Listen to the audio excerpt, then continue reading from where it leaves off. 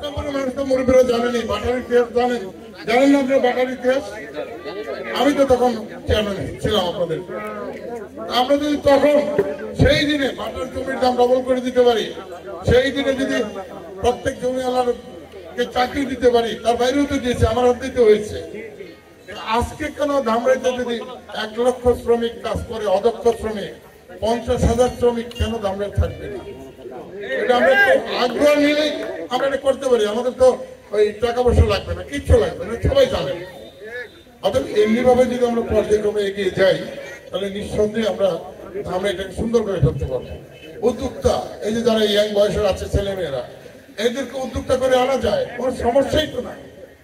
এখন বিভিন্ন ব্যাংক থেকে সমিতি করে একটু গুছাই যদি আমরা নিয়ে আসি, আমি দরকার জামিনদার হবো, একজন 50,000 টাকা দিবে, আমি জামিনদার হবো। এটা আমরা আপনাদের কথা দিচ্ছি, আসেন আমার দল যদি ক্ষমতা যায়, আমার যদি সুযোগ থাকে, আমরা এটাও ব্যবস্থা করে দেবো যে অন্যের পিছনে না যে আমরা নিজেরাই দাঁড়িয়ে যাব, আমাদের পিছনে আরো কিছু মানুষের কর্মসংস্থানের ব্যবস্থা হবে। করা যায়, চেষ্টা থাকলেই করা যায়।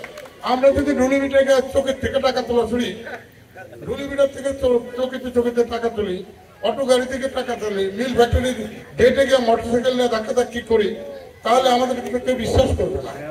আমি আবারও বলি, এই মানুষগুলা যারা বিএনপির পরিচয় দেয়, যারা মোটরসাইকেল বাহিনী বিভিন্ন মিল ফ্যাক্টরিতে ধাক্কা মেরেছে, ভুতা মেরেছে, আপনারা জানেন।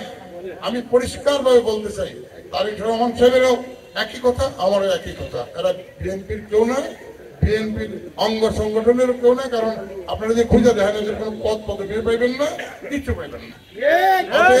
এরা ওই যে আগেই বলেছি যে আমাদের মাঝখান থেকে যারা আওয়ামী লীগের সব সুবিধা নিয়েছে, তাদের গোটা কয়েকটা মানুষ এসে আমাদেরকে ভুল পথে চালানোর জন্য, বিএনপির বদনামের জন্য তারা এই সুযোগটা নিয়েছে, এবং অনেকে হয়তো বুঝে নেই।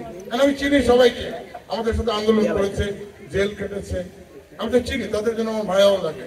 আমরা চাবো ওইসব ভাইরা সকলেই মিলে আসো, মিলে মিশে একটা দল করি। মানুষ যে দলটাকে মানুষ সম্মান করে, শহীদ জিয়ার দল, সেই দলে আমরা সবাই মিলে কাজ করি। মানুষজন আমাদেরকে ভালোবাসে, সম্মান করে, দেখলে সালাম দেয় অথবা আমরা সালাম দিই। এই ধরনের একটা দল আমাদের বিএনপি থাকবে। আমি আমার কথা লম্বা করতে চাই না।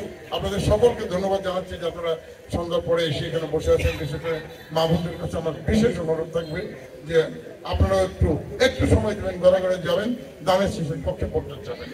সবাই ভালো থাকুন, সুস্থ থাকুন। আল্লাহ হাফেজ, আল্লাহ হাফেজ, আসসালামু আলাইকুম। বাংলাদেশ জাতীয়তাবাদী দল জিন্দাবাদ, শহীদ জি অমর হোক, খালেদা জিয়া জিন্দাবাদ, তারেক রহমান জিন্দাবাদ। আপনাদের সকলকে ধন্যবাদ। আল্লাহ হাফেজ।